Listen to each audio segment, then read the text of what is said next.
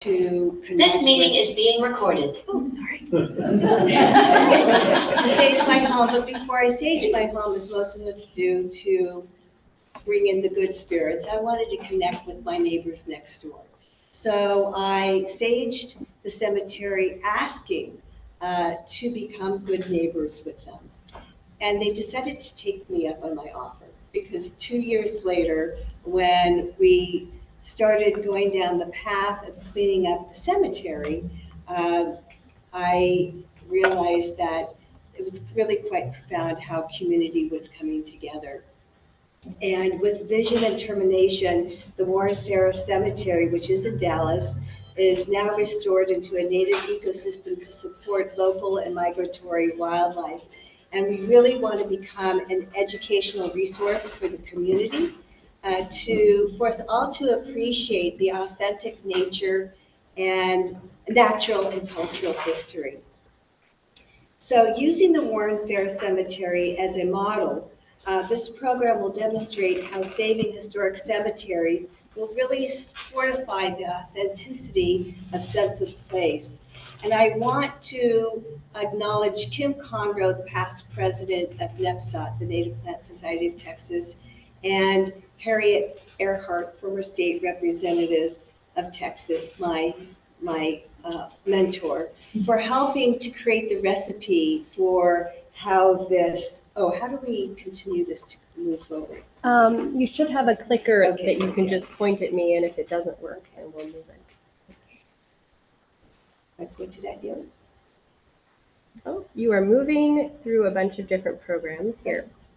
All right. So this is what the historic Ferris Cemetery looked like before transformation. It was little with privet, about 7 feet tall throughout, and it took us about 3 months on our hands and knees, a community of neighbors over the course of 3 months to clear it out. And literally within the first season after clearing this out, the Engelmann daisies sprung up. So along with some other species that are truly indigenous to the Blackland Prairie. And what's so important about finding what is buried in the seed banks that have not had the chance to express itself, because a lot of these plants are competed out due to the invasive plants, that once they're removed, this is what came out within the first season. So if you hit the, I think, are you hitting the center button or the arrow? Hit the arrow.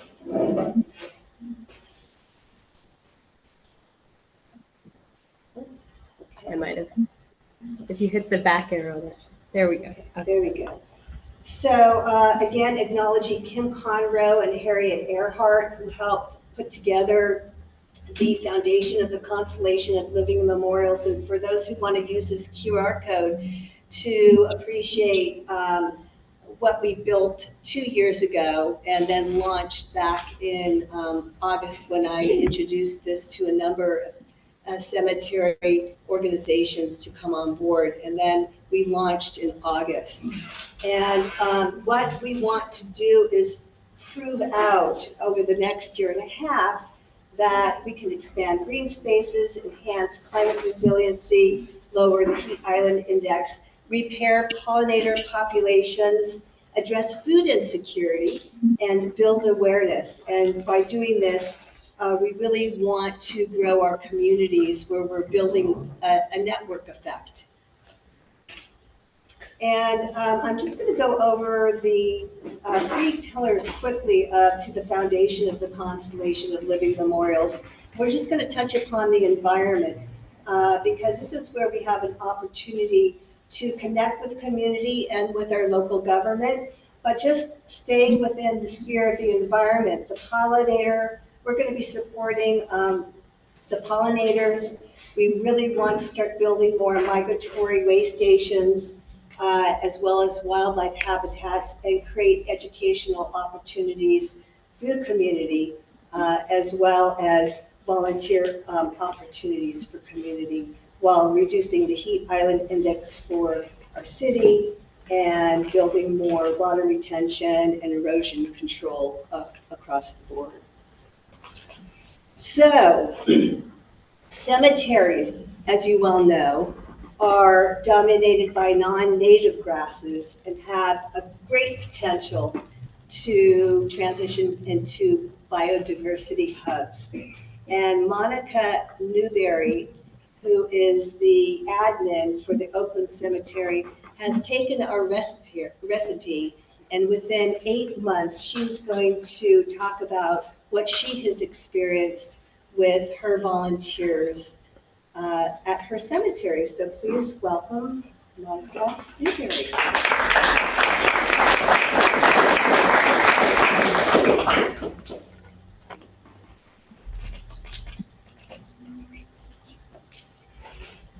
Hey, thank you very much for having us. This is really exciting. So about 8 months ago, I'm going to take you guys back a little bit further than that. About 4 years ago, we had on our hands 46 acres of cemetery that had been overgrown and overrun with goat head stickers, with grapevine, with privet, with poison ivy, like you wouldn't believe. I walked in and the Johnson grass was up to my shoulders. And that was 47 acres that we had in front of us, and we needed to find out how we could restore that cemetery. So I came in first, not as a native plant person, not as someone even considering the pollinator population or the birds or the trees or the cats or all the other incredible things that I've encountered. I came in to save headstones and preserve history. Through that process, an entirely different world has been opened up to me. I have had my mind blown over and over again how our cemetery has changed with each step of removal of invasives. What was still lying within our seed bank, which is a word I didn't even know what that meant, waiting to come out. So 8 months ago, when Julie approached and said, hey, I have an idea, and what do you think? What do you think about taking a part of your cemetery and returning it to a native and natural green space? And I was like, I'm all for it. You tell me what to do. So let me tell you how the last 8 months have gone. We took 4.5 acres off of our mow schedule, and I've had some really great North Texas master naturalists out identifying what was growing there. We've identified about 398 native species of bugs, of grass, of flowering plants, which is a tremendous amount in 4.5 acres over an 8-month period of time. And that's just with what we've allowed to come up thus far. I think over the next probably 8 months, we will see even more emerging. We have little blue stem, big blue stem, side oak, something that's really important. It's really important. You don't want to cut it down. All of these wonderful things. We have fields and fields of black-eyed Susan and yarrow, and just we've made so many great identifications out there. So every time it gets very exciting. We had 4 nests of yellow-crowned night heron that have hatched 11 little hatchlings that are in our quiet zone, in our no mow zone, no weed eat zone, no disturbance zone. So they've been given a quiet place to hatch their little babies. We had mallard ducks lay eggs in our tall grasses that aren't being disturbed. We've had coyote sightings. We've had a wildcat sighting. I think it was it was big. That's all I remember.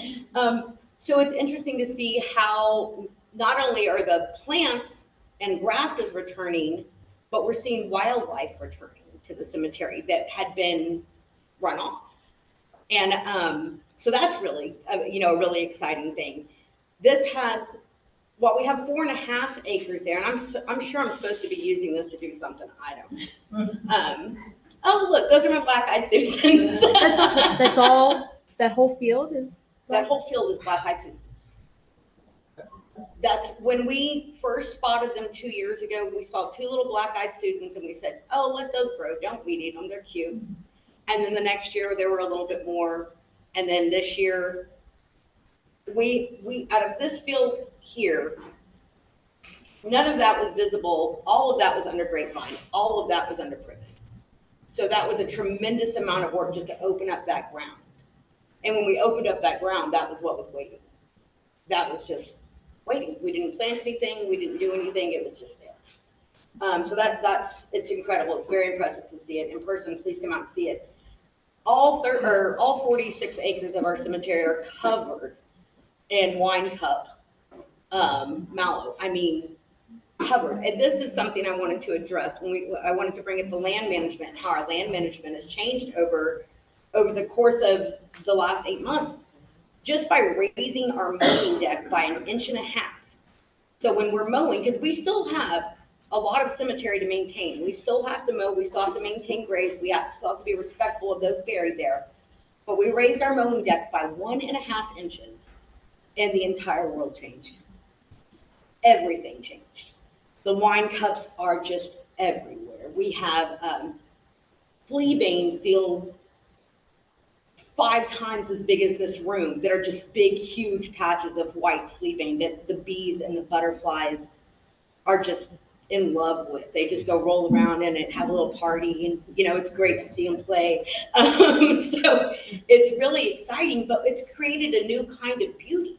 So when people come into the cemetery, they're no longer expecting to see this well-maintained, well-mowed, seeded grass that you expect in a cemetery. They're coming in looking for the wildflowers, and they're coming in looking for the native grasses, and they want to know, where can I go see this? Or where was that beautiful picture that you took of such and such, such and such?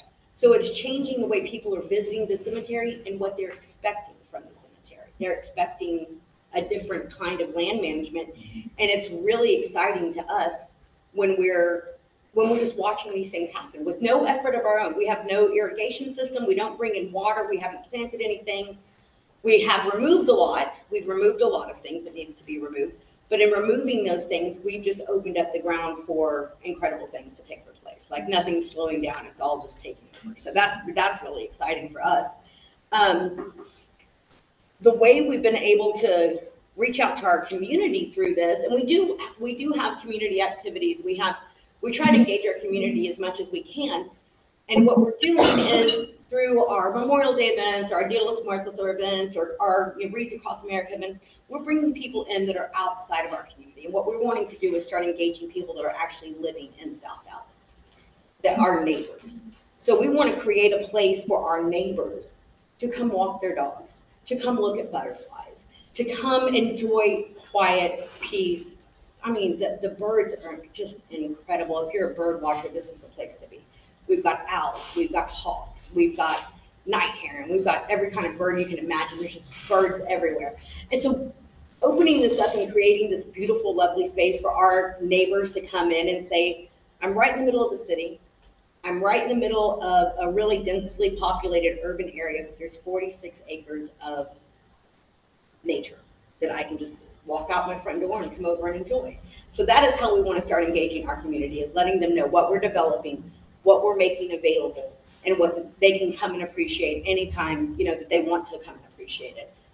Some more beautiful flowers there. They're lovely, aren't they? Monica, there's a question on the Zoom exactly where where Oakland Cemetery is. Oakland Cemetery, 3900 Oakland Circle, which is Malcolm. It's Malcolm X, but our street address is Oakland Circle. So it's at about a little less than 1.5 miles from the fairgrounds, between Malcolm X and Elsie Fagan's. Okay. So really right in the middle of South Dallas.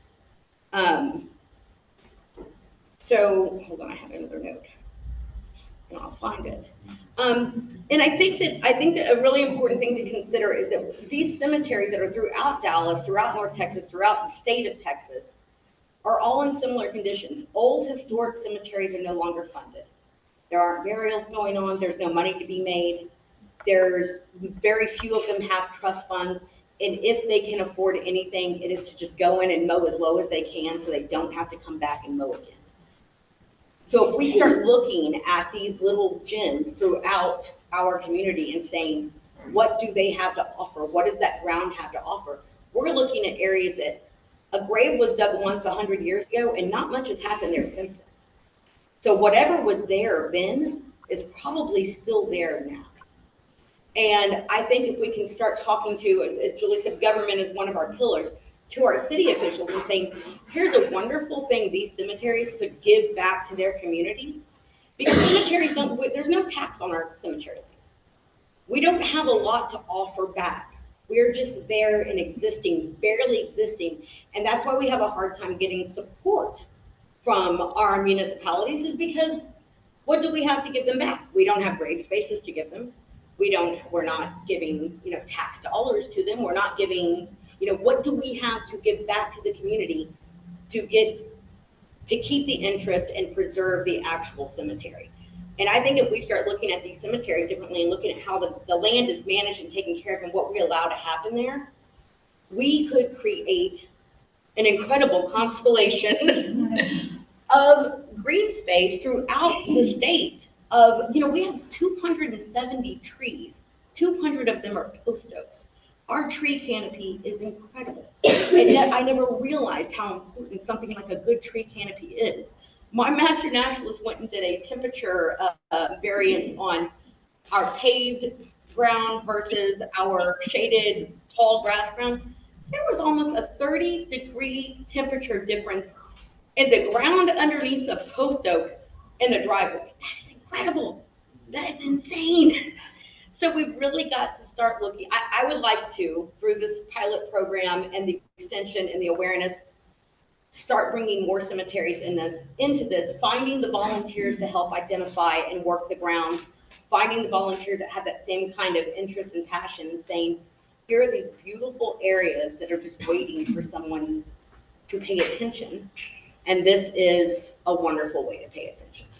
So the past 8 months have been an adventure. I expect the next 8 months to be equally as adventurous. And, I think that it is, is that all I was going to talk about, Jill? Yeah, that's it. So thank you guys for having me. You're welcome to come out to Oakland anytime you want. I would love to give you all a tour. I have two questions for you. Sure. If Yeah, if it's please. okay. What is the plant that came up that you were most excited about? And you can pick a couple if you don't feel like it's fair Okay, to well, pick favorites. because I don't know the difference. Like I said, I didn't come in this as a native plant person. I just came in this as someone who was mowing grass and trying to keep, clear headstones. So I think the one that I got the most excited about when I saw it was, and if my master naturalists were here, they'd probably smack me for it. But it was the Queen Anne's lace. And they're like, get rid of that. And I'm like, but it's so pretty. And they're like, no. But it's so pretty. Can we please keep a little bit? Please, please, please. But no, apparently we couldn't. But the yarrow, the yarrow was really exciting because I'd been seeing it everywhere. I just didn't know what it was until they helped me identify it. And then this year, out of nowhere, for the first time, we had in the middle of a field all by itself, one little Indian paintbrush come up. And we hadn't seeded, we hadn't planted, we hadn't done anything. We'd raised our mowing deck by 1.5 inches just to observe what was going to happen.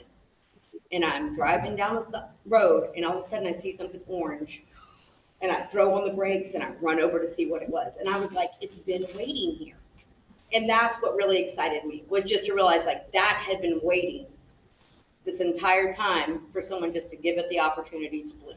So we let it go to seed, and hopefully next year we'll see some brothers and sisters come up. So those are the two I got most excited about. And then second question, if people want to volunteer, are there regular volunteer times, or is there a way for folks to get involved? So every Saturday, we either a small group or a large group, or me and Tom are out there volunteering, and that is our regular volunteer time. However, and the CLM website has a calendar on it that you can go to and see volunteer days for all the cemeteries that are involved, or all the cemeteries that are in need of volunteers. Every Saturday at Oakland, that's kind of our volunteer day. And then throughout the week, I have volunteers that show up all the time. Now, I am, just to clarify, the 4.5 acres that we've taken and set aside for the prairie preservation, the volunteers that work over there have to meet a few credentials, and I have to know that they have to go through some vetting so that we don't think they're just going to come in and start removing things that we're trying to save. However, we got a whole bunch of other cemetery that needs help. But if that's really what you're interested in, I would love for you to meet with Michael and Josh are my kind of volunteer leads out there for that particular project. And they would absolutely appreciate all the help in the world. What times on Saturday? We usually start about 8:30 in the morning. As it gets hotter, we start getting there a little bit earlier and a little bit earlier and a little bit earlier. But I'd say by 8:30 we're in full swing. And I've got a Facebook group called Friends of Oakland. You can always reach me through that group if you're interested in coming out, or if you're interested in just coming out and touring the cemetery to see what we have. You can reach me there also. But yeah, Saturdays, I'm not an early bird. So 8:30 is really early for me. Michael and Josh are there at like 6. So they're crazy. Anything else? How often do you mow? Okay, because we have the actual 4.5 acres that are on our project don't get mowed at all. They're not mowed at all. The rest of the cemetery we have on a regular mow schedule, but that particular part of the cemetery right now, we are just allowing to grow, make the observations, start removing the invasives, and no more Queen Anne's lace. There's a native that looks like Queen Anne's lace that's just as pretty. Yes, ma'am. So you raised the mowing deck 1.5 inches, so what's the total? So right now we're mowing at 4.5, 4.5. at a 4.5 inch on the mower, which isn't as high as it will go, but it's not at the 3 inches that we were at before. And just in doing that, we've managed to keep almost the entire cemetery blooming. I know that sounds impossible, but I promise there's not 1 square yard of our cemetery that doesn't have something flowering all the time. So it's pretty incredible. And that's just by raising the mowing deck. And the pollinators they identified, I didn't realize that there was a big war between native bees and European bees, and some are good and some are bad. And I don't know how to evict European bees. I try to talk to them and tell them they couldn't be there, but they're like, sorry, lady. But we've got bees all over the place. We've got butterflies, not aggressive bees, white yellow jackets, yes, but butterflies and moths. They do a weekly, they go out at night. If this is something you guys are interested in, let me know. I won't take up any more of your time. They go out with a black light and just identify bugs. They get excited about it, so I'm excited for them. But that's just a weekly thing that gets done, is to go by the bugs. We've got new species coming in, how it's looking, lots of bugs. We got them all. Thank you so much.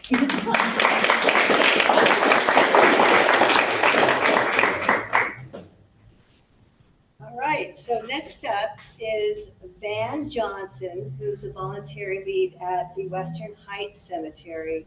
And what he has done over the course of 8 months is quite profound. He's also known in Oak Cliff as a gardener who's brought much to his community. He'll briefly share with what that is. But what he has done that I've observed is he's really connected to what the land is telling him versus how he wants to impose what he sees for the land. And there's a phenomenon, a scientific phenomenon, called blocking.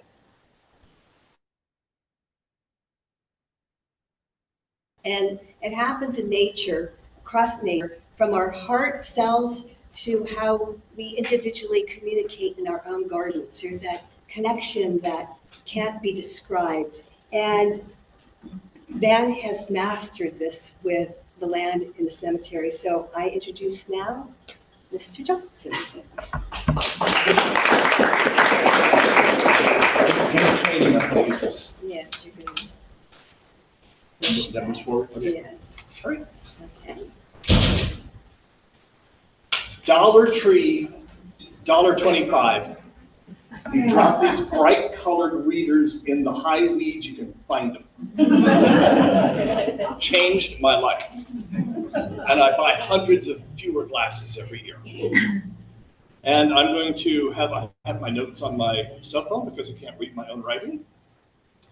So first of all, let's bring this up because Julia brought up a good point. Some people have a natural aversion to cemeteries. I have been doing firefly tours after dark at Western Heights Cemetery for I stopped about a week ago because they seem to be on the decline. But I had one or two people say, "Oh, cemetery after dark." I'm like, it's the living people you got to be afraid of. Amen. Dead people aren't going to rob you. Dead people aren't going to talk about you behind your back. Be scared of living people. Right? Right. And then I want to say something. Oh, and by the way, I have American carrot, if you want some. Does that look like a Queen Anne's? Yes. Not quite, but yes. They're both the same genus, and it's just the native one. Then I'll take it. It's in my yard, but come get some. Let me say something about the name, because I think the name, I love the name, Constellation of Living Memorials.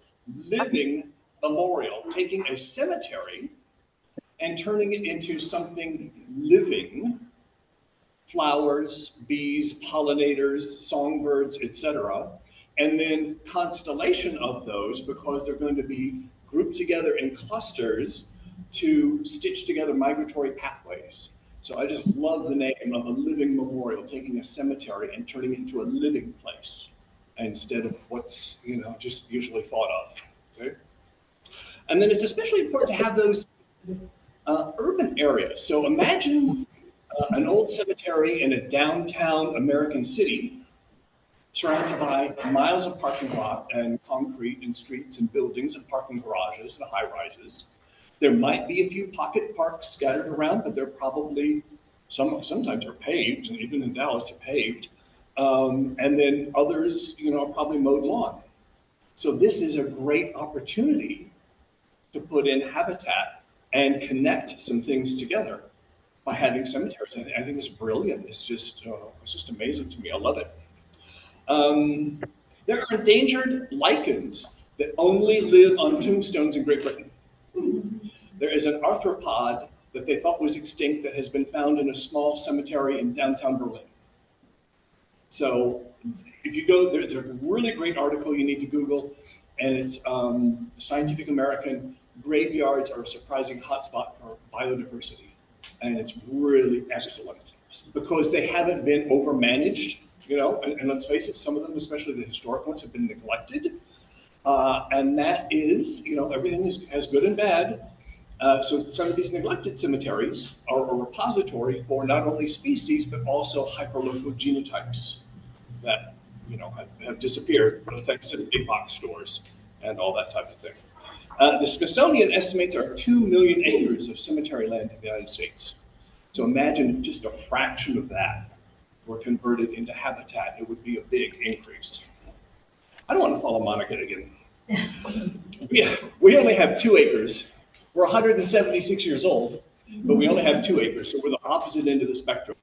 And that's what I really like about these 8 cemeteries is they're so different that as the program expands, people can look at the cemetery that most closely matches them, suburban versus downtown, large, small, old, new, and model themselves after the cemetery in the pilot program that most matches them.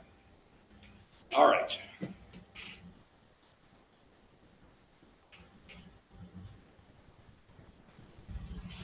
All right. So good design is always contextual.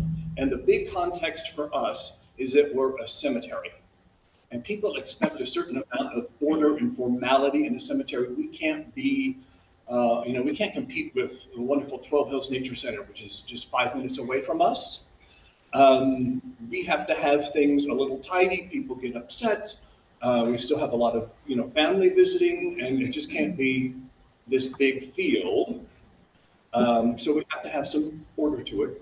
And the other thing we keep in mind in our context is that we're also a pilot program. So we want people to come by and see what we've done and then take that back and hopefully do that at their cemetery. So if we have somebody might be a traditionalist board member at another cemetery and they're fighting, they don't want to, the rest of the board or some of the other volunteers have suggested the CLR program and they're resistant, well, if they can come out and see how we have contextually and aesthetically incorporated native plants in a way that references cemeteries and looks like a cemetery, they might, go along with it instead of objecting.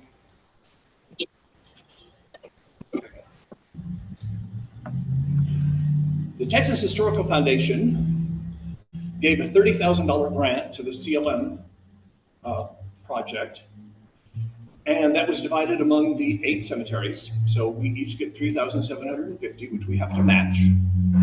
But part of the requirements of that is we have to do a mowing hiatus on a certain proportion on a sliding scale. So on a 46-acre cemetery, they did 4.5 acres. We are a 2-acre cemetery. We have to have 1 acre that we don't mow. And I thought that was, and it's still at the seed bank emergent, I thought that was the craziest thing I ever heard. Because our cemetery, we have decades of horrible reviews, deserved on Yelp and TripAdvisor, because that cemetery has been neglected for so long. But it's been neglected and scalped and neglected and scalped and neglected and scalped, and I would have never believed there could be anything worthwhile left in there. But this spring, we had so many Engelmann daisies. Engelmann daisies love cemeteries, I've come to the conclusion. And in fact, we had so many concentrated in one area, we're going to name the sections. You know, Engelmann, that's going to be Engelmann Field. We're going to have Rivershawn Way. We're going to name them after the great Texas botanists. We're going to name the sections in the cemetery. But Engelmann Field is going to be where we have tons of Engelmann daisies. We have lots of silver-tip bluestem, Texas verbena, coreopsis, snake herb. We recently found a new, it's like a lady slipper. It's called baby slippers, but it's like this big. That was so cute. So it's just really fascinating to see all that just pop up on its own. 16 antelope horn. That was very exciting. Milkweeds. Let's play the video. Okay. How do I do that? Here, let me see. I might need to play it for you. Okay, so this is Julie walking around, filming, so you get some idea of what the cemetery looks like. Yeah, so they're just going to seed right now. We also have 3 green milkweed plants. I suspect there are a lot more. Green milkweed looks a lot like wild petunia, and we have a lot of wild petunia, so it may be hard to see. Antelope horn milkweed is very easy to spot. And then to protect the milkweed, he's used bricks so that people realize, oh, don't step on that, and there's something important there. And don't mow it and Don't mow it. all that stuff. Okay. So.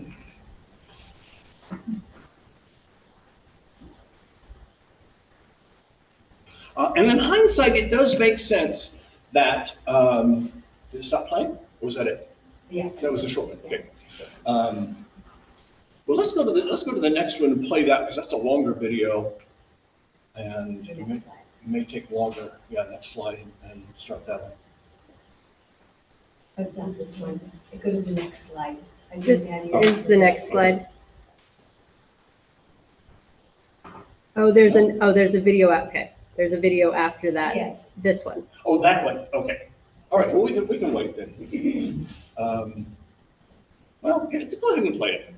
You don't need the bullet points.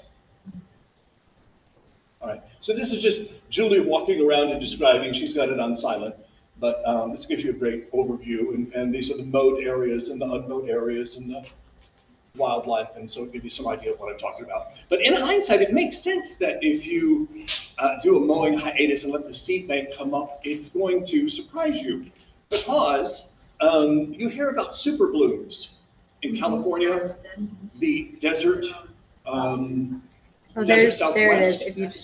You can hear it now. If you turn that up, if you hit the We don't up. want to listen to it. Okay, I will put it back on mute. Sorry, I thought you wanted. No. Because Dan's talking. Okay. So you hear about super blooms, right? California, the desert Southwest, Texas Hill Country. Well, what is a super bloom other than just several years of seed bank emerging all at once in ideal conditions?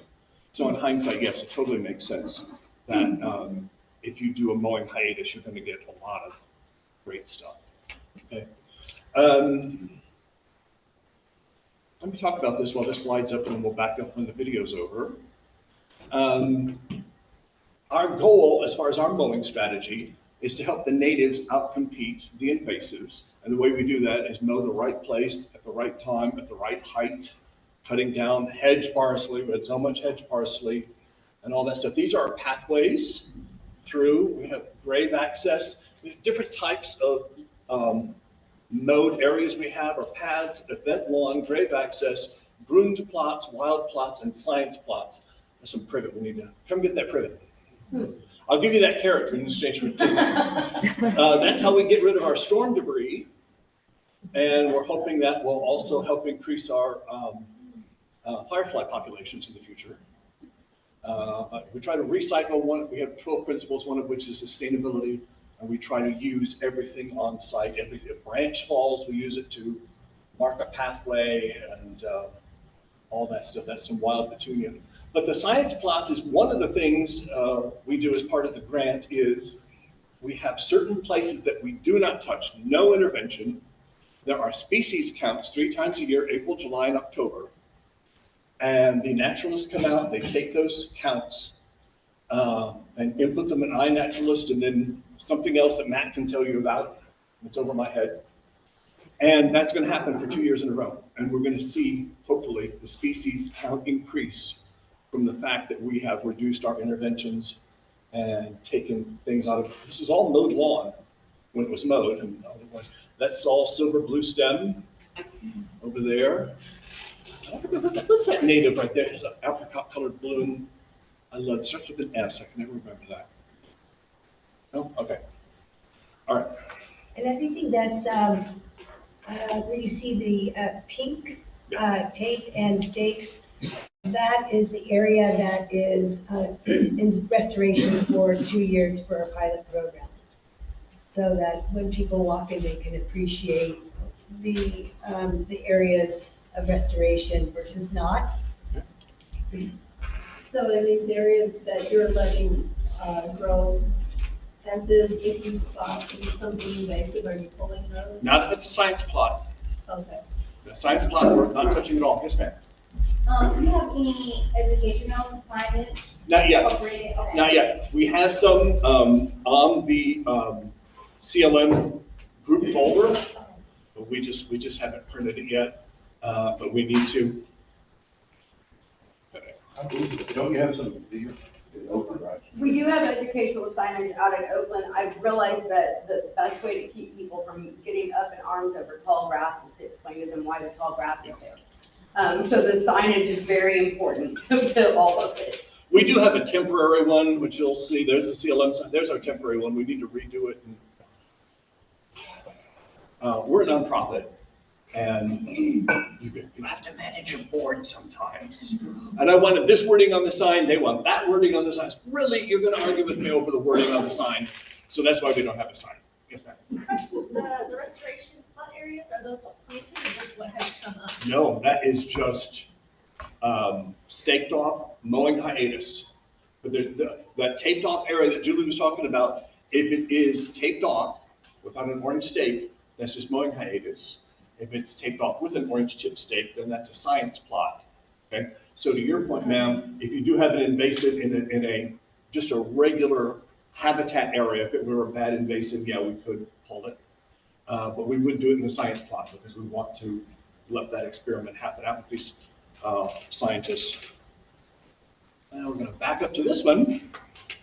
And Western Heights is that blue, inside that blue circle. Here's I-30. This is Fort Worth Avenue, just after Fort Worth Avenue goes north of I-30. South of I-30 is Oak Cliff. This is technically West Dallas, but just right about there is where we are. And we're in a pocket of sand. So we are more Cross Timbers region than we are Blackline Prairie. And it does make sense because, sandy soil isn't worth farming a lot of times. It's also easy to dig. We were founded in, not founded, but the first burial took place in 1848. So would you rather dig in sand or clay on top of rock, which is where my garden is 4 minutes to the west of that. And then having gone to other cemeteries, like Oak Hill Cemetery has post oaks, Oakland Cemetery has post oaks. It seems a lot of the cemeteries in Dallas were on sand. And I don't think that's an accident. I think that was on purpose. And obviously post oaks aren't going to grow in clay. Is Oak Cliff on sand? No, It no, isn't? no, I have horrible. No, I meant Oak Cliff Cemetery. Is that a black land? Oh, Oak Cliff no, is- he's It is sandy. on sand? He's got post oaks. Yeah. Isn't that interesting? I never thought about it before, but yeah, it is a lot easier to dig a grave in sand. Is it sand over limestone? No, there is some limestone in places, other places I've dug down a foot. There's not a hint of rock anywhere. Now, and then also Western Heights is the name because in the 1908 flood, the water was all around here, okay? And people came to Western Heights, which, to escape the flood. And it was part of West Dallas at that time. And they changed the name to Western Heights to say, hey, we're on high ground and come here for safety. So it was a marketing term. All right. And then, of course, we have totally different species. We can grow species that won't grow in clay, like a post oak. All right. So we have 5 Facebook pages. The one you would be interested in is Western Heights Cemetery Nature. So if you want to follow along our habitat restoration project, what we've done so far, Julie's going to be posting those videos in a couple days. Follow our progress, new discovery. We found a butterfly out there called Reichert's Blue, which is really beautiful. We've got a picture of that posted on there. The baby slippers is on there. Our volunteer days are Wednesdays. We call it Wednesdays at Western to help people remember. And we're there from 7. I'm there from 7 to 11. Some people work 7 to 9. Some people work 9 to 11. We'll take any amount of time you want to give. Happy to give free tours, individuals or garden clubs. So come out and take a look at it. We're happy to show you what we're doing, what we're working on, and get any suggestions you might have. Okay. Thank you.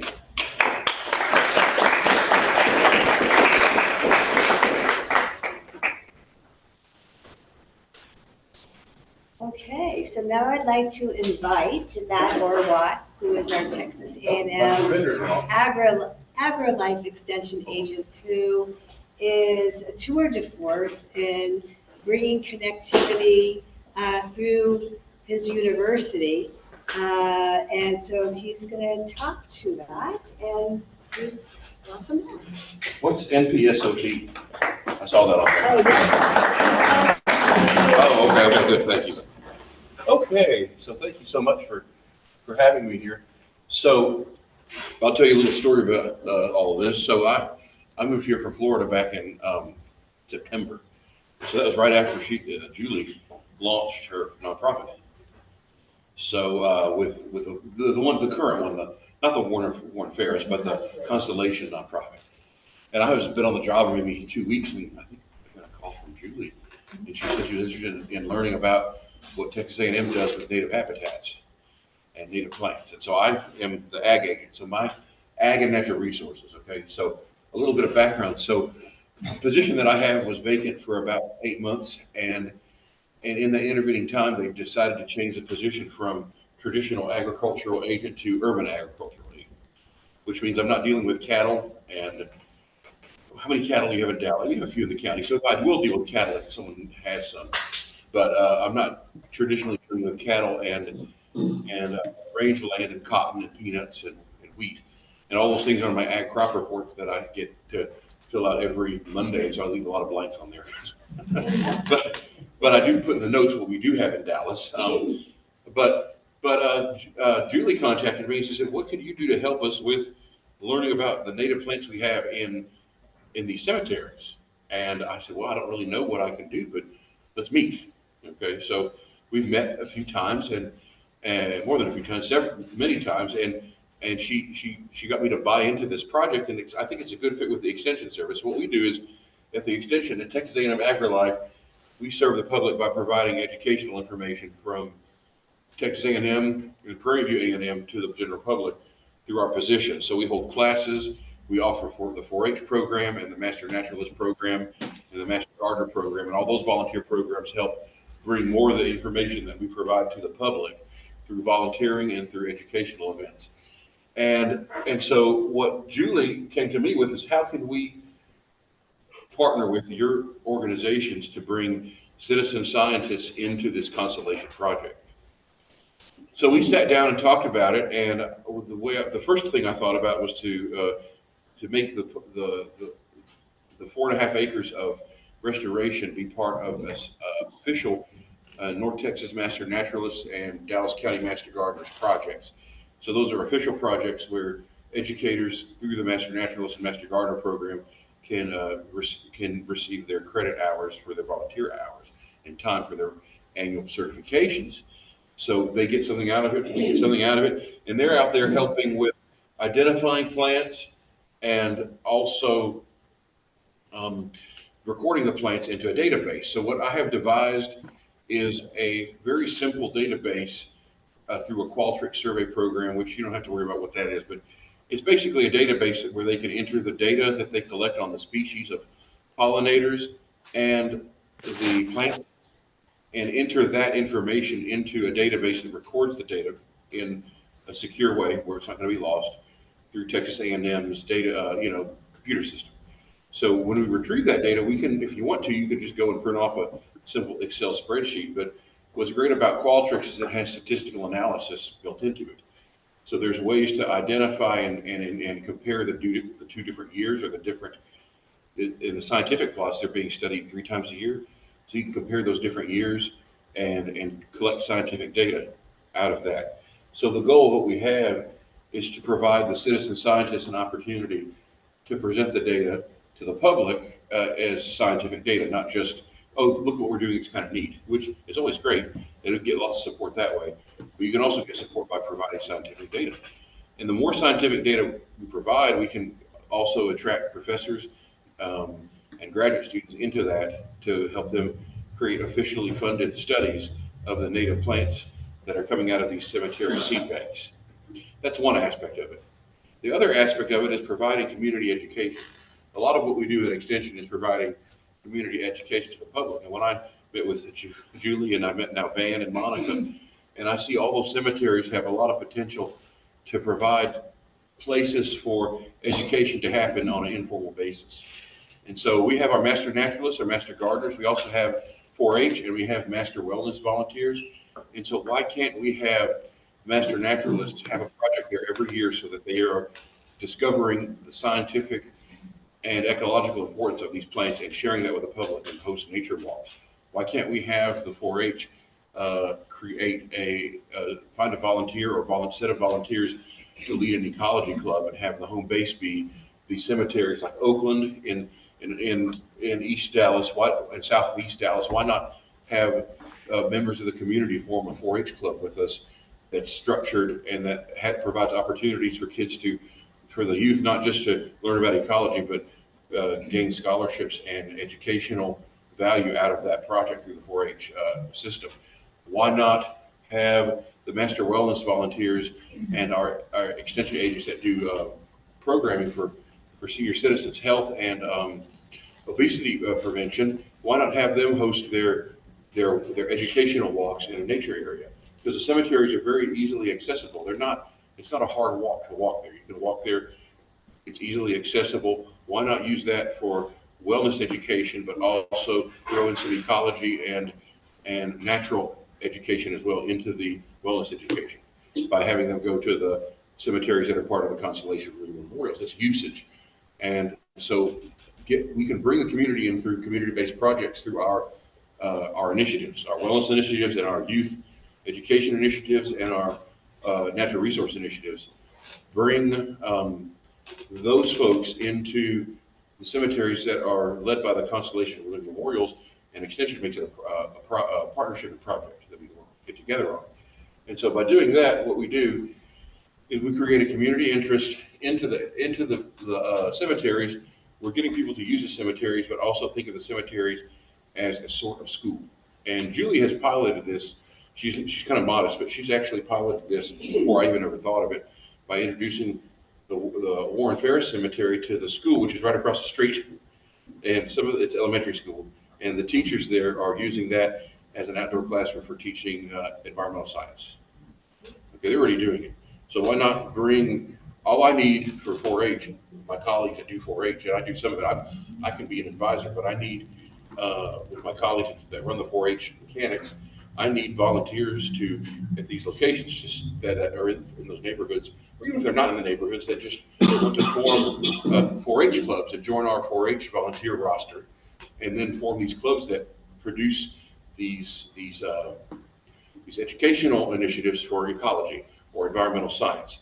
I'm already doing a beekeeping club, and we're going to be starting a forestry club, and we want to weave that all together. So we're looking for volunteers to do that, and also we're looking for people to join our master wellness group that's based out of our office off of Hillcrest and LBJ Freeway. But they're scattered all throughout Dallas, and they do the master wellness teaching in a lot of senior citizen centers and other areas. And we can expand this educational walking program to get people out to exercise and learn about nature at the same time. So that's why I've discovered a wonderful partnership with the Constellation of Living Memorials. And I think that by working with them, we can achieve a model situation where the different extension services across all the counties, because we're in every single county in the state of Texas except 2, and we're in every single state in the country, and almost every county in the country. And every county in the country probably has a historic cemetery, right? So we could create a national program. And so at the end of all this, I'm going to be presenting this information that we gather to national conferences, National Ag Agents Conference. I'll be presenting it at the National Urban Extension Educators Conference. And I hopefully maybe can even get into the this called NETSI, the National Extension Technology Committee, which has a conference because we're using technology to capture this information. And so hopefully we can, and then if we have enough data over the series of years and it passes scientific muster, we can publish in peer-reviewed journals. So that's the ultimate goal, okay? And if we can get some grad students involved, that was what it would take, is to get some grad students involved to take on a master's thesis in one of the cemeteries, which there's plenty of opportunity in that cemetery for a master's thesis or a doctorate. All they have to do is devise some more scientific plots and make it happen. So I'm trying to connect Constellation with some of our professors on campus at the Coit Research Center. We have environmental biologists there. So we're just, we're working toward that. It takes time, but this is a long-term project. And so it's going to be growing every single year. So we're looking for people and partners. So if you have an interest in it, contact me, contact Julie, contact Monica, contact Van, and we'll find something to do based on your interest. You might not be interested in going out there and pulling weeds. If not, we can find you a group of 4-H students to lead. But if you are interested in yes, pulling weeds. yes, Please let me know. and then the 4-H students can go out there and pull weeds, right? So yeah, we have a big 4-H staff right now because we just got a grant from the County of Dallas to expand our 4-H program. So we've got this grant, and we have hired a 4-H coordinator, and we have 2 4-H agents, one from Texas A&M and one from Prairie View A&M. And so we are staffed, and they're looking to add clubs. We're looking to expand 4-H. So bring it on. So thank you so much.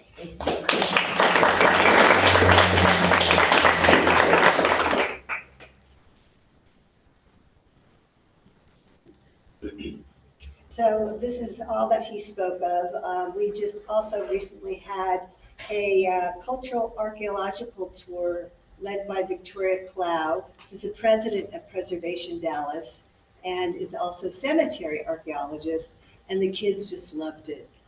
This is where we're blending cultural history and natural history. That is the very foundation of the Constellation of Living Memorials, that is our tapestry. So we're casting a wider net to bring these 2 entities together. Lastly, I want to speak to Texan by Nature and the value what they just brought our community at large in regards to a report that just came out last week. And the key points of this report are that any conservation efforts, investments yield a 4-to-1 financial return. And if you're interested in drilling down more on what this means, we'll be sharing this deck with you afterwards. And there is a link that goes to this report. It's quite profound. And thank you, Texan by Nature, for doing this report for us. Is that the one with the map and it had like the Yes. dollar amount? Yes. That was such a cool map. Yes. So we are building biodiversity, connecting humanity and nature. For too long, we've kept the cultural history and the natural history apart. And this is where we want to reconnect both of those histories together to support each other. And cemeteries, wildlife sanctuaries will strengthen local economies, create jobs, reverse nature deficit disorder. There's so many kids that go out and they see an insect and they scream, and that's ridiculous. That has to change. And we're also releasing cryptic pools of native seed banks that are buried, waiting for their moment in the sun. And we're attracting visitors, not only locally, but nationally. And this will also help to support the economic growth within these communities.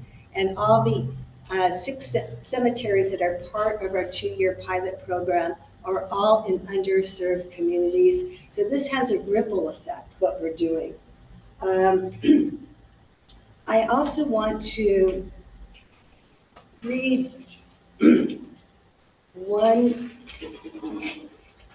quote that I think really tells our story. So while CLM, Constellation of Living Memorials, may be a story about closing the gap between natural and cultural history, it's also a study of unlimited riches of the infinite. We are going to be drawing down some incredible opportunities that we haven't even dreamed of yet, and I welcome your ideas. But just to start, I want to end with imagine the impact that we can have. There are anywhere between 15 to 50,000 cemeteries in Texas alone. And this is the map of where all those cemeteries are. A third of those are neglected. They don't have caretakers. Imagine the impact if community can come together and rebuild natural habitat to close the gap of wildlife for for migratory wildlife to have landing pads to reach to their next spot in order to get from point A to point B. And also, this is an opportunity to honor those who've come before us, whose shoulders we stand on. And so this is where we can really appreciate our local history. So who is on board for helping us in any which way that we discussed, from reading to teaching young kids about what is happening in the ground before them? Let me see a show of hands. Anyways, do we have any questions? Yes. I have a couple. Talking about seed banks, are they more prevalent in cemeteries because the ground hasn't been farmed? Or are seed banks kind of hanging out everywhere? Cemeteries, for the most part, are undisturbed ground that have laid dormant for centuries. And for the past 100 or so years, the mowing phenomenon, the lawn phenomenon, has taken over what used to be a natural habitat. And so by re-strategizing our mowing schedules and seeing what is buried is an opportunity to find seed banks that where there's vegetation that we thought was either extinct or rare. And because this land, for the most part, has been undisturbed, hasn't been farmed, this is an opportunity to tap into this resource, yes. So areas suburban, urban, that have been farmed would be less likely to hold seed banks. Usually the historic cemeteries were not farmed land because Yeah, the no. pioneers needed a place for their loved ones, so that was I'm relegated. asking about areas that aren't Well, cemeteries. Do you mind if I address that? Yes, please. I think that from an ecological standpoint, if an area has been intensely farmed with tillage, then the seeds would have been eradicated because every time you till, those seeds would have germinated and then been cut down or sprayed, to keep the crop in check. Now, that's not saying that all farmed areas won't have seed banks, because you always have row edges, you always have creek banks, and areas in farmland that weren't farmed. So my uncle's a farmer, and I go out there all the time, and all the areas that are bordering the row edges, the creek banks, the areas near the railroad tracks and the roads, all those areas are full of native seed, and they're blooming all the time. So it wouldn't take much for that seed to migrate into the farm area if you're doing restoration. But usually when biologists or conservationists are restoring a prairie that has been farmed, they're usually going to be introducing seed by scattering seed or planting plants directly. Whereas what has been done here, and part of the goal here is to introduce new species by bringing seed and planting. But it's interesting to see without any planting or bringing seed, it's interesting to see what a seed bank holds. And this holds true in areas of western Texas where you've had historically high rainfall. The seed banks express themselves too in that regard. So this is just another way of these seeds to be expressed in areas that haven't been disturbed, where the ground, the only disturbance of the ground is the burial. But the areas around the burial have not been disturbed since, the cemetery was founded, if not before. Maybe never disturbed. Okay, thank you. My second question was, for people who don't live in southern Dallas, are there opportunities further north in upper Dallas County and lower? There is opportunities. So we have 6 cemeteries that are part of our pilot, but other cemeteries have stepped up already. The McCree Cemetery is a new addition to our constellation. And so if there is just a small plot that you want to allocate for restoration, you're in. You just give me a call and we'll get you hooked up into the constellation as part of the new star. So absolutely. So we're not limiting our growth. The only differentiation between the two is the pilot 6 cemeteries are receiving funding in order to do X, Y, and Z, and you'll learn what the X, Y, and Z is on our website. And for those to follow, I hopefully we'll be getting secure additional funding in the future to assist other cemeteries. That's our goal. Yes. For the sites that have like a landscaping team, how do you train them to like put no-mow zones and like what plants are native or? Oh, Monica, come on up and address this, because this is, she's speaking to her people here, and we want them to learn from. One of the unique things about Oakland Cemetery is that we are the only that I know of still operating cemetery. So we still bury, we still have funerals. We do have a landscape team. My landscape crew was very hesitant at first when I said, hey, by the way, guys, we just spent 4 years taking back control of the cemetery, but we're not going to mow this. They're like, have you lost your mind? So they were very, very hesitant at first. What's interesting, and so we roped it off. I said, we don't mow past here. That's out of our mowing area. We put up signs. They said, okay. What's really interesting that's starting to happen is even outside of our 4.5 acres that we have dedicated, I have my 2 landscapers stopping and saying, come look at this. Should we mow this? Come look at what's growing. Come look at this flower. Like, do you want us to take it off of our list? Even though it's not in our preservation area, they're starting to notice things that they weren't noticing before. And they're starting to look at the cemetery in a totally different way. It's no longer, let's just mow it all down. You know, they got so excited the other day. It was so cute. They were like, hey, you gotta come see this. You gotta come see this. Oh my God, it's so pretty. You know, I go over and at some point in time, some family had planted some portulaca. And by raising the mower to 4.5 inches, the portulaca is now this big, huge bed of portulaca that just happened. But I'm like, well, it's not native. And they're like, oh, we're not mowing it. But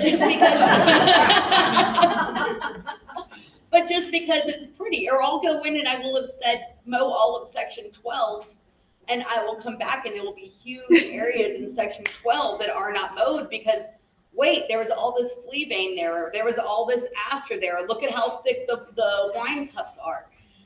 So I think that with the right introduction and experience, and when they see what how the fruits of their labor can change, they just kind of automatically get onto it. We're by nature, we're out in nature 6, 7, 8 hours a day. So we're already drawn to what's natural. Now we're just learning how to be drawn to it in a different way. Does the CLM, are they aware of the NPSOT landscaping programs that train new people, particularly about identifying? I'll let you handle that because I didn't know what NPSOT was until 5 minutes ago. We're Native Plant Society of Texas, and we're in the Dallas chapter. And so we are aware, and that's the reason why we're here, is because we need to pull volunteers from your base to support all of these activities, as well as I want to speak to Monica's landscaping crew. They were first concerned that this was going to take their jobs away. And they said, not at all. We want to empower you to learn different land management practices so that you can go out and teach other landscape artists in cemeteries to do the same thing. So we are waking them up to a land management, different land management opportunities. And you could see they're really quite excited. Yes. So that could be one of the things that CLM does is actually sponsor, landscape personnel in the different counties, like to take the NLCP classes, because it's a statewide program, and each chapter is different, each ecoregion is different, so that's something that like CLM could be proponents of. Let's make that to happen. expand the knowledge of native plants, so that you guys have, within, instead of just drawing outside resources, you're developing resources internally. And then that's kind of building from there. And then we're supporting NPSOT as well to get you out there in the community and to teach. So this is the synergy that we're trying to create. Yes, absolutely. Please contact me, because if you need to have a location for the NPSOT landscaper training, Extension can offer you a site free of charge. Location. Because usually the sort of locations we pick have the native. Oh, the native, okay. Not actually a sit-down classroom, but actually outdoor. There's an online portion that is the PowerPoint learning module, and then we do actual plant walks in situ. So you can see the plants. That would be Van and Monica's. And we also have 4 other cemeteries. So next time we are invited, I'll be inviting those to the stage as well to share their story. Are there any other questions? What are those 4 other cemeteries? The 4 other cemeteries, so we got the Oak Cliff, they're getting close to being pulled in. There's Western Heights, there's the Glover Cemetery. The Fair Cemetery is the North Star, which is basically where the model that they're following. And help me out, you guys. Carver, Beeman. Carver and Beeman. Cement City. And yes, Santo Cemento. The 8 behind the AT&T building? Yes, Yep. yes. And we would love to engage more cemeteries. And if you have a cemetery in your neighborhood that you're like, boy, this place could use some help. Yes. Yes, let's bring some more cemeteries into the constellation. We're growing by leaps and bounds, yes. So I have a question. So are you guys actually planting new plants and bringing in seeds? Yeah, so each, help, I guess, improve the locations, is the privacy thing, and how are, like, where are you sourcing them from, yes, and how are you going about that? yes, so each cemetery has its own personality. And each volunteer lead that has their volunteers, they decide how they want to implement introduction of new native plants as well as seed. So let's say, for example, it's a newer cemetery that was now on previous farming land where there's no seed banks. This is where they can introduce seed as well as native plants. Or let's say next year, Monica wants to, there's a section that she's noticed in the past year that hasn't really matured in the way that we thought would mature in regards to what is resurrecting. And this is where we can introduce either seed or native plants. So everyone gets to create their own design. Can I also Yes. interject a little bit? So because of this last year of observing, or this last 8 months of observation and what we have, one of the things that our volunteer leads have been doing is gathering seed. So plants that we already have there on the ground that are producing seed, they're gathering seed. So that we have an area that was, the grounds were, what's the word I'm looking for? Tilled, there was a driveway there, there's not a lot to offer, it's a lot of Johnson grass, there's not much going on. So what we'll be doing is taking seed that is already at Oakland from plants that are already at Oakland, and then we'll be planting those and see how we're gonna spread them. So we have some great grasses that we really wanna spread, but we're gonna try, and this is a pilot program, so we're 8 months into what I'm suspecting is gonna take a decade. But we're gonna try to pull seed from what's already there and then use that on the grounds, and we'll see how that goes over the next 2 years. And then at that point, maybe make another decision, or it's going great and we'll keep it. Dan, so the audience can hear you. The $30,000 grant. Dan, come up here so that people can. Well, Well, I'm John, not you can not be gonna on- talk, not you gonna can be talk on that the long. camera. Why didn't she have to come up here? So, Monica and I don't have a rivalry. That's exactly what the $30,000 grant from Texas Historical Foundation is for, is to buy plants and seeds. So it's divided among the cemeteries. And so each cemetery is gonna get how much now? $37.50? And we have to match that. So I'm gonna get $7,500. I can do a lot with $7,500 on 2 acres, seeds and plants. And we spend the money, we're gonna spend like half this October and half next October. And we need to have it done by the end of the program. And we started last November. We signed the agreement with CLN November of 2023. So we'll be done November 2025. And we want to be done with our planting by then. We got to spend all the money by November 2025. Is that like the rules of the historical, or of the?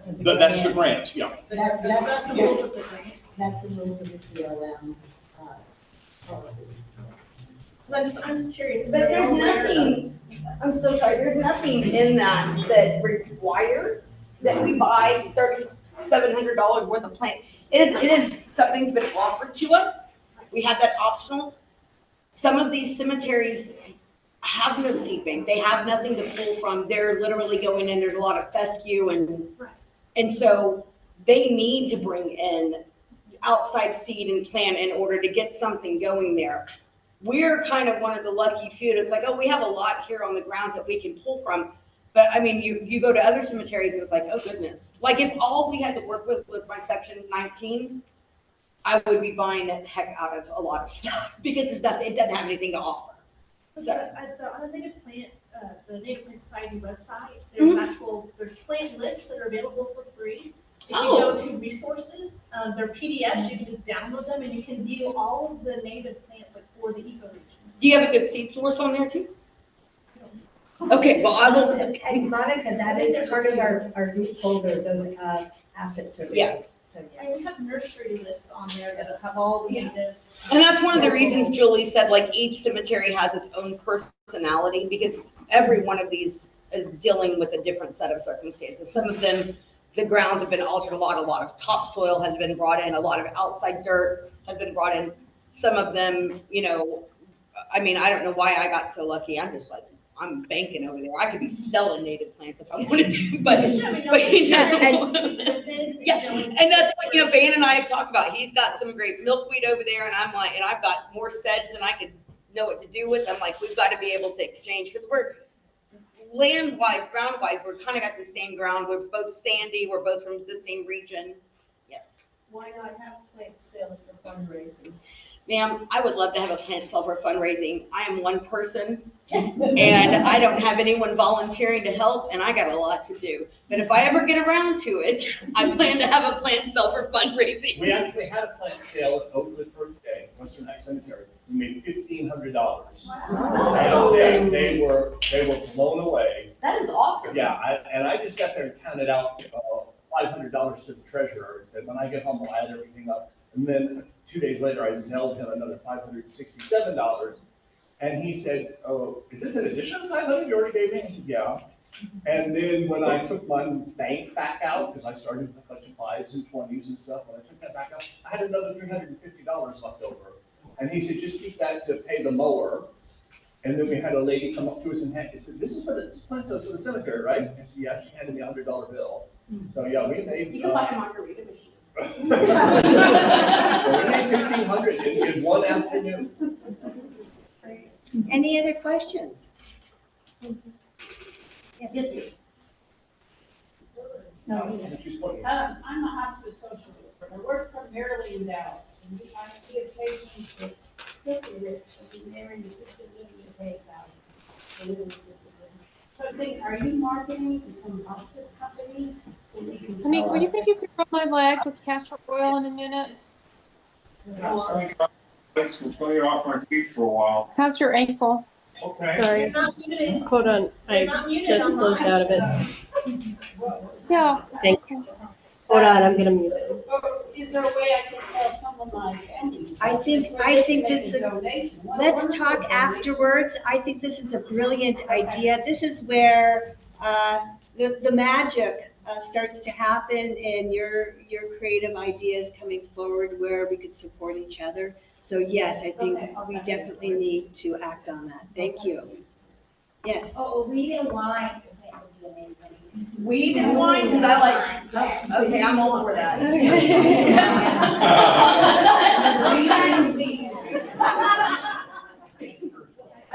I like both of those things, so let's talk about this. Oh, weeding and wine. Okay.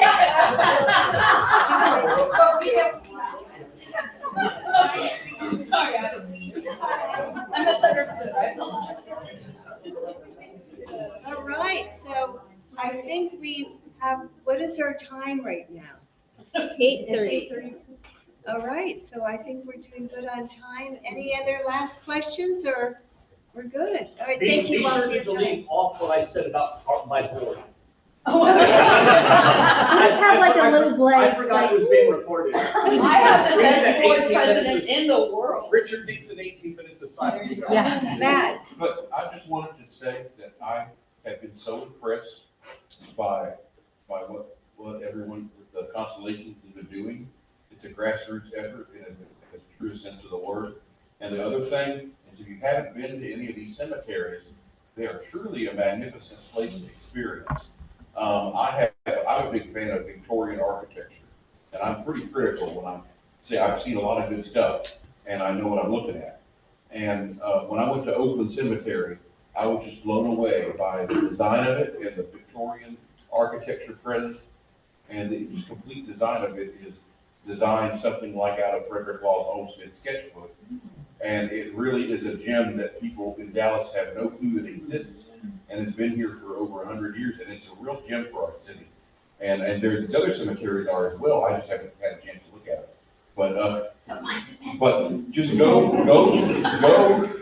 go and see it and experience it, and you'll be blown away. If you want to go see Italian sculpture, some of the best Italian sculpture outside of a museum is at Oakland Cemetery here in Dallas. I mean, You have to take bus trips down. so- Come on down, and we have a beautiful cemetery dog, and you can give him some sardines. What's the dog's name? Rusty. all right, thank you all. Thank you. Thank you.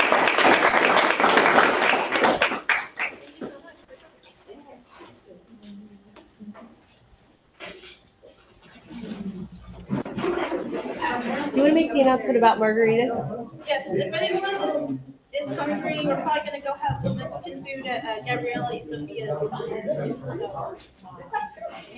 yeah, I'll see you soon.